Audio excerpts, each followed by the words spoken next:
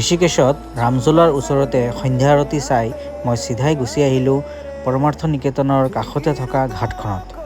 ইয়াতে আহি দেখোঁ ডিজে বাজি আছে, সেইবাবে ভোলে কি জয় হো বুলি কৈ ময়ো আপোনালোকৰ কাৰণে দুটামান ভিডিঅ' ক্লিপ লৈ ল'লোঁ।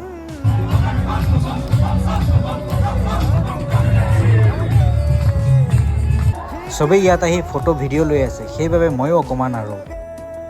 এইখন হৈছে হৰিদ্বাৰৰ বাছ ষ্টেণ্ড। ইয়াৰ পৰা ৰুদ্ৰপ্ৰয়াগ, হালদৱানী, নৈনিতাল, হিমাচল প্ৰদেশ ইত্যাদি জেগালৈ বাছ ৰাওনা হয়। মই ইয়াৰ পৰা হালদৱানী যাবৰ কাৰণে ৰুদ্ৰপুৰলৈকে টিকেট এখন কাটি ল'লোঁ।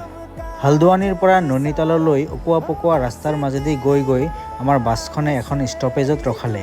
ডাৱৰৰ লুকা-ভাকু চাই চাই মই মোৰ গন্তব্যস্থান নৈনিতাল পালোহি।